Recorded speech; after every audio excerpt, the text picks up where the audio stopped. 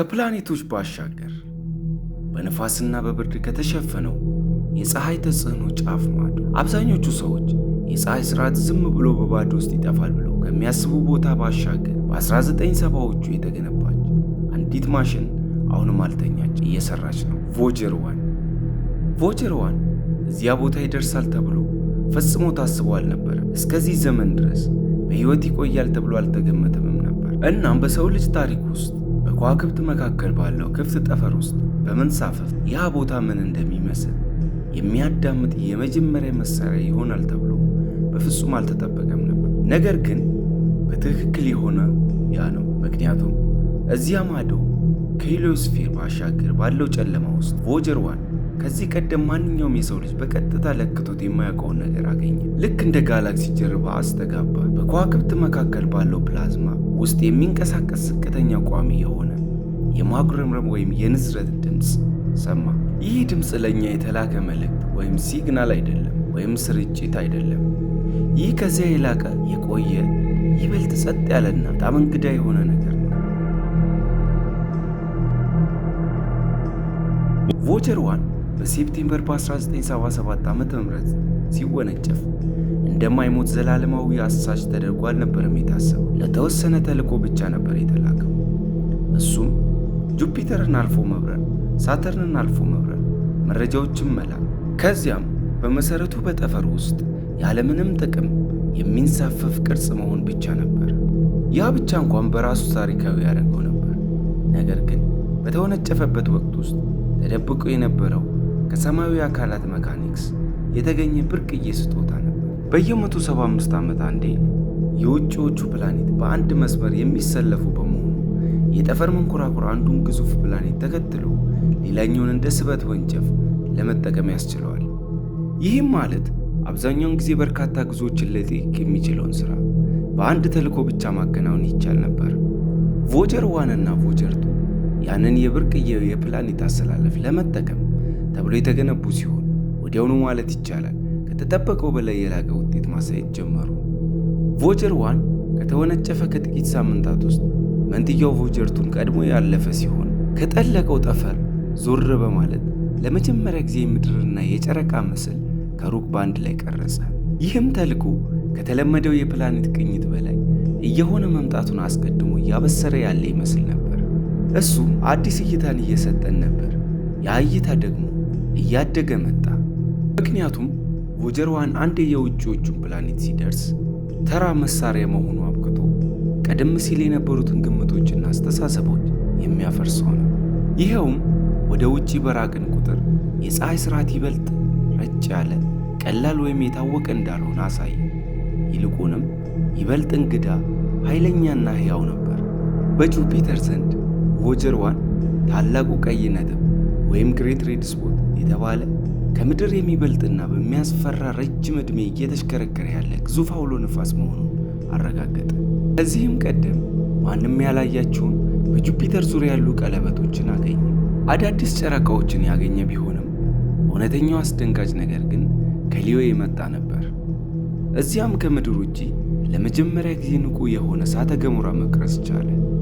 አንዲትም ጨረቃ በቀጥታ እሳት ወይም ሪል ታይም እየፈነዳች ነበር። ያ ነጠላ ግኝት የፕላኔቶችን ሳይንስ ለዘላለም ለወጠው። ከዚያም ዩሮፕ የተባለች ጨረቃ ነበረች።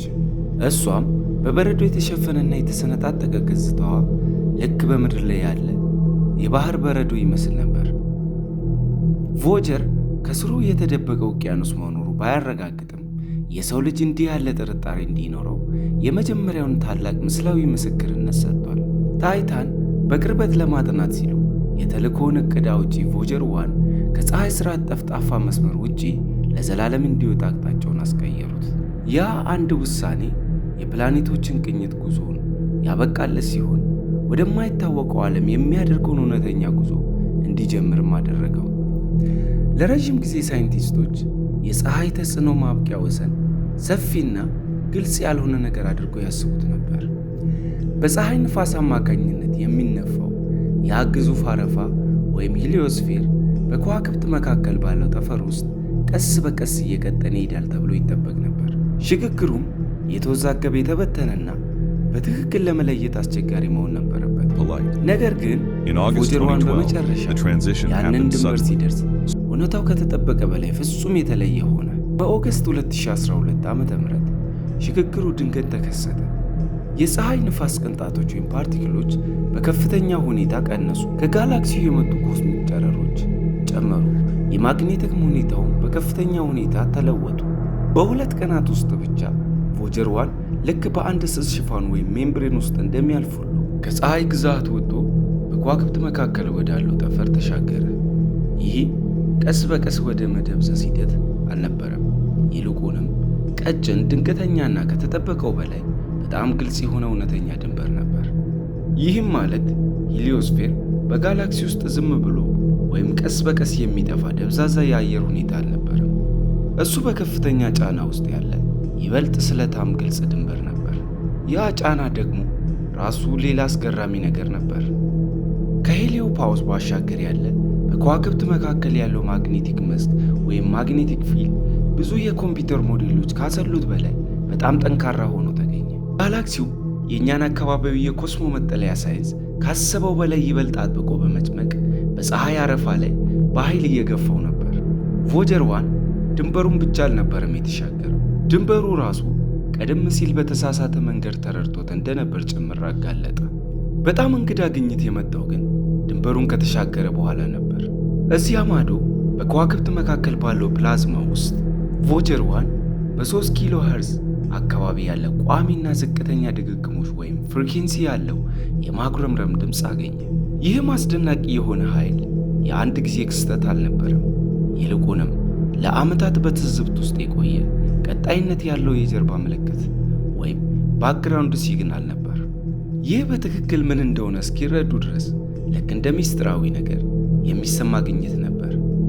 እሱም በከዋክብት መካከል ባለው አዮናይዝድ በሆነው ጋዝ ውስጥ የሚንቀሳቀስ የፕላዝማ ማዕበል ወይም ንዝረት ነበር። ይህ ትልቅ ትርጉም አለው፣ ምክንያቱም የፕላዝማ ማዕበሎች ዝም ብሎ አስፈሪ ድምፆች ብቻ አይደሉም፣ ሊለኩ የሚችሉ ናቸው።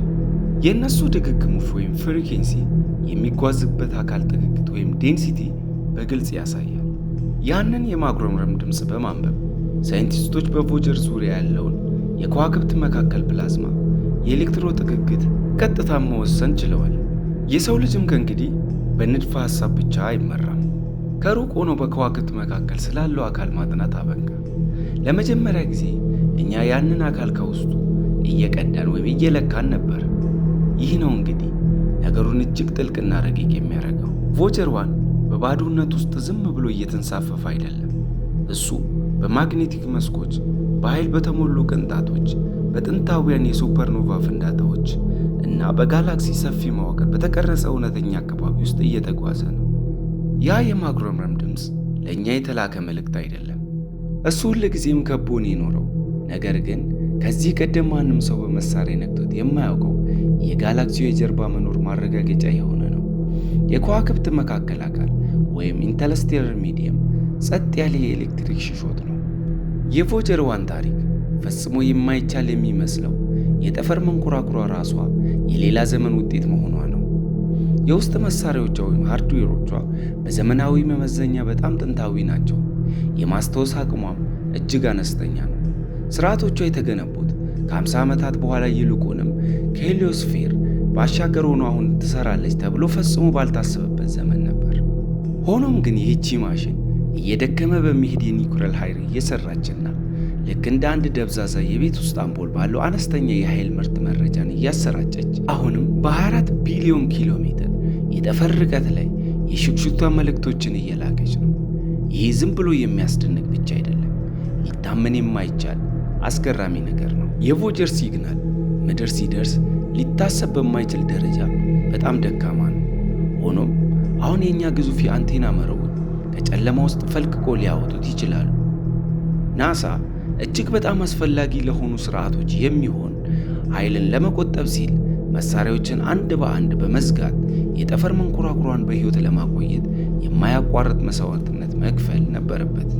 እያንዳንዱ ተጨማሪ የሕይወት ዓመት የተገኘው በከፍተኛ የምህንድስና ጥገና ጥረት ነበር። ነገር ግን በ2023 መገባደጃ ላይ ያ እንኳን ሳይሳካ የቀረ ይመስል ነበር። ቮጀር 1 በበረራ መረጃ ስርዓቷ ወይም ፍላይት ዳታ ሲስተም ውስጥ በተከሰተ የማህደር ትውስታ ብልሽት ምክንያት የተበላሹ ትርጉም የለሽ የቴሌሜትሪ መረጃዎችን መላክ ጀመረች። በዚያ ርቀት ላይ ማንኛውን ነገር ለማስተካከል መሞከር ከምንም በላይ በትዕግስት መፈተን ይሆናል። እያንዳንዱም ትዕዛዝ እዚያ ለመድረስ 22 ሰዓት ተኩል ይፈጃል። እያንዳንዱ ምላሽም ወደ ምድር ለመመለስ ተመሳሳይ ጊዜ ይወስዳል። መሐንዲሶች በ1970ዎቹ የጠፈር መንኮራኩር የሶፍትዌር በድጋሚ መጻፍና ያንን ጥገና ወደ ከዋክብት መካከል ጠፈር መላክ ነበረባቸው። ከዚያም ለምላሹ ወደ 2 ቀናት ያህል ጠበቁ። ከምክንያት በላይ በሆነ ሁኔታ ስራው ተሳካ። ቮጀር በድጋሚ ሕይወት ዘራች፣ ተመለሰች። ይህም ማለት ይህቺ ጥንታዊ የጠፈር መንኮራኩር አሁንም እዚያ ማዶ በሕይወት አለች። አሁንም ጋላክሲውን እያዳመጠች ነው። ይህም ተልዕኮ ከሳይንስ ብቻ የላቀ ትልቅ ትርጉም ያለው መሆኑ የሚሰማበት አንድ ተጨማሪ ምክንያት አለ። ቮጀር 1 በውስጧ ወርቃማ የመዝገብ ሰሌዳ ወይም ጎልደን ሪከርድ ይዛ ትጓዛለች።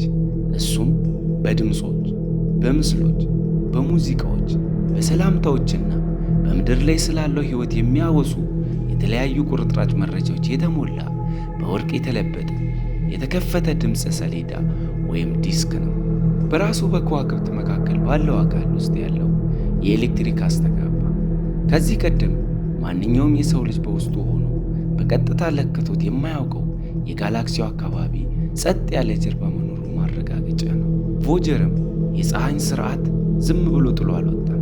ይልቁንም ቀደም ሲል በንድፈ ሐሳብና በኮምፒውተር ሞዴሎች ውስጥ ብቻ ወደ ነበረው ቦታ ተሻገረ።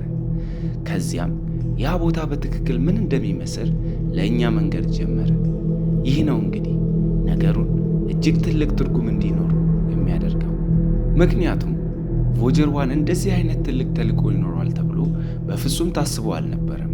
የተገነባው ለአጭር ጊዜ የፕላኔት ቅኝት ሥራ የነበረ ቢሆንም በተቃራኒው ግን በከዋክብት መካከል ባለው ጠፈር ወይም ኢንተርስቴለር ስፔስ የሰው ልጅ የመጀመሪያ ረጅም ዕድሜ ያለው ምስክር ሆነ። እሱም ስለ ጁፒተር፣ ሳተር፣ ታይታን፣ ዩሮፕና ሄሎስፌርና አሁንም ደግሞ ስለ ራሱ ስለ ጋላክሲው አካባቢያዊ የፕላዝማ አካባቢ የነበረን አጠቃላይ እይታ በድጋሚ ጻፈው ወይም ለወጠው። በሆነ ተአምር እየደከመ በሚሄድ ኃይል በጥንታዊ መሳሪያዎችና ምድር ላይ ለመድረስ እንኳን እጅግ ደካማ በሆነ ምልክቶች ወይም ሲግናል አማካኝነት እሷ አሁንም እዚያ ማዶ ሆና ከዚህ ቀደም ማንኛውም የሰው ልጅ ሰምቶት የማያውቀውን ነገር እያዳመጠች ነው። እና ምናልባት ከሁሉ በላይ በሰው አእምሮ ውስጥ የማይጠፋ ትልቅ ትውስታ ሆኖ የሚቀረው ቲንግ የሆነ ክፍል ይህ ሳይሆን አይቀርም። ቮጀር 1 ውሎ አድሮ ዝምታን መምረጧ አይቀሬ ነው። የኃይል መጠኗ በጣም ዝቅ ይላል፣ የውስጥ መሳሪያዎቿም ይዝጋሉ። እናም በአንድ ቀን ይህቺ የጠፈር መንኮራኩር ለዘላለም መናገሯን ታቆማለች። ነገር ግን ያኔ እንኳ እኛ ከሰራናቸው ነገሮች ሁሉ በላይ ከምድር እጅግ በጣም ርቃ ወርቃማ የመዝገብ ሰሌዳ ወይም ጎልደን ሪከርድ ይበልጥ ወደ ጋላክሲው ጥልቀት እየወሰደች ወደ ውጪ መጓዟን ትቀጥላለች። የመጨረሻው መረጃ ስርጭት ከቆመ ከረጅም ጊዜ በኋላ እንኳ ቮጀር በዚያ በከዋክብት መካከል ባለው የማጉረምረም ድምፅ ወይም ኢንተርስቴለር ሃም ውስጥ መንሳፈፏን አታቆመም። ዕድሜው አጭር በሆነ የሰው ልጅ የተገነባች አቅሟ እስከፈቀደ ድረስ አጽናፈ ሰማይ ወይም ዩኒቨርስን የምታዳምጥ አንዲት ትንሽዬ ማሽን። ቮጀር ይበልጥ በራቀች ቁጥር የሰው ልጅ ጥንታዊ ጥያቄ አሁንም አብሮት እየተጓዘ እንዳለ ሆኖ ይሰማል። እዚያ ማዶ ምን እየጠበቀን ይሆን?